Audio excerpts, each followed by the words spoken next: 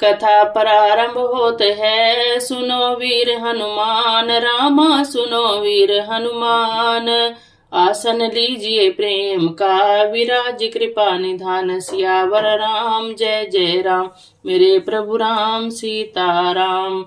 बोलिए सियापति रामचंद्र महाराज की जय, बोलिए पवन सुत हनुमान जी की जय, बोलिए विष्णु भगवान की जय, बोलिए तुलसा माता की जय। 16वां अध्याय।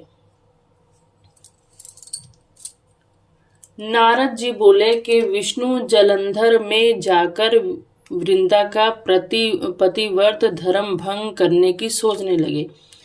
वृंदा ने स्वप्न में अपने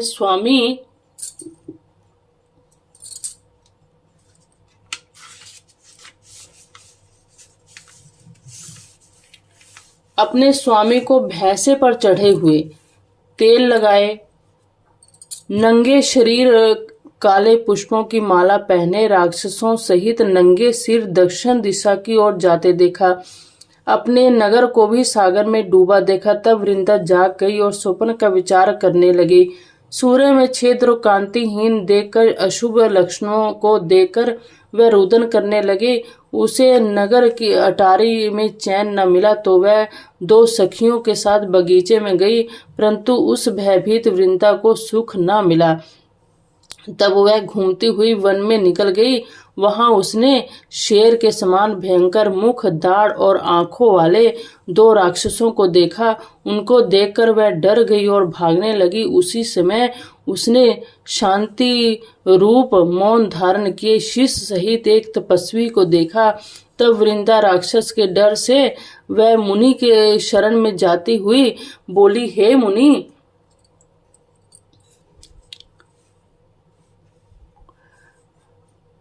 मुनि, मैं आपकी शरण हूँ, मेरी राक्षसों से रक्षा करो। मुनि ने अपनी हुंकार मारकर राक्षसों को भगा दिया। मुनि की हुंकार से राक्षसों को भगा देख वृंदा प्रणाम करके यह वचन बोली, हे महाराज, आपने मेरी रक्षा की है। अब मेरी सुनिए। मेरे पति जलंधर शिव के साथ युद्ध करने गए हैं, सो वहां वे कैसे हैं? मुनि, मुझे अपने ज्ञान द्वारा ये बताइए। नारद जी बोले। मुनि वृंदा के वचन सुनकर ऊपर देखने लगे। उसी समय 2 वानर आए और मुनि को प्रणाम करके खड़े हो गए। मुनि ने भ्रुकुटी द्वारा संकेत किया और वे वानर आकाश में चले गए। कुछ समय बाद मुनि के सामने आकर खड़े हो गए और उनके हाथ में जलंधर के सिर और कवच दे दिए। उनके हाथ में जलंधर के सिर और कवच थे। उन्हें देखकर वृंदा पति दुख से दुखी होकर मूर्छित होकर गिर पड़ी।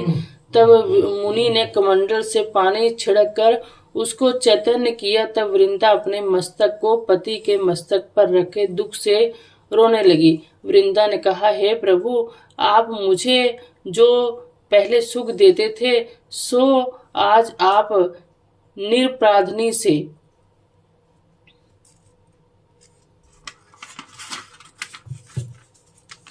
क्यों नहीं बोलते? वृंदा विलाप करने लगी और कहने लगी, विष्णु सहित कई देवता और गंधर्वों को जीतने वाले को आज एक तपस्वी ने कैसे मार दिया? नारद जी बोले। वृंदा रोती हुई मुनि से बोली, हे मुनियों, मैं श्रेष्ठ, आप इन्हें जीवन दान दीजिए। इसे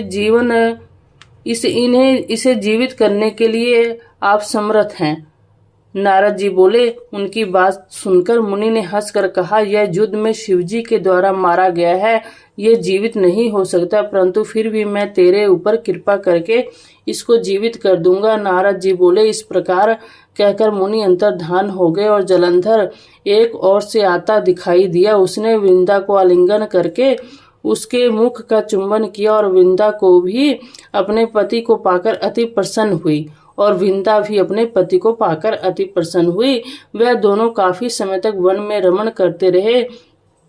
एक दिन रति के पश्चात विष्णु को पहचान गई। तब क्रोधित होकर वृंदा विष्णु से बोली, पराई स्त्री के साथ भोग करने वाले, तुमको और तुम्हारे शील को धिक्कार है। मैंने तुम्हें जान लिया है, तुम माया तपस्वी रूप धारण करने वाले हो।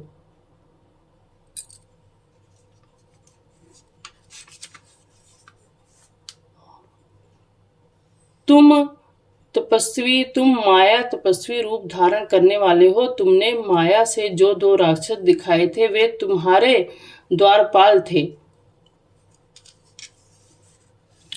वे ही वानर राक्षस तुम्हारी स्त्री चुराएंगे और तुम्हारे दुख से दुखी होकर वन में बंदरों की सहायता लोगे। तुम स्त्री के दुख से दुखी होकर वन में बंदरों की सहायता लोगे और जो तुम्हारा शिष्य है वह मृग बनेगा। ऐसा कहकर वृंदा चित्ता बनाकर अग्नि में प्रवेश कर गई। वृंदा को विष्णु ने बहुत रोका परंतु वह नहीं मानी। इसके पश्चात विष्णु चिता की भस्म लगाकर वहीं रहने लगे। मुनियों के बहुत समझाने पर भी उनका मन शांत ना हुआ। कथा समाप्त होते है। सुनो वीर हनुमान रामा, सुनो वीर हनुमान। राम लखन सिय जानकी, सदा करे कल्याण। सियावर राम जय जय राम, मेरे प्रभु राम सीताराम। बोलिए सियापति रामचंद्र महाराज की जय। बोलिए पवन सुत हनुमान जी की जय। बोलिए कार्तिक महात्म्य की जय। बोलिए तुलसा माता की जय।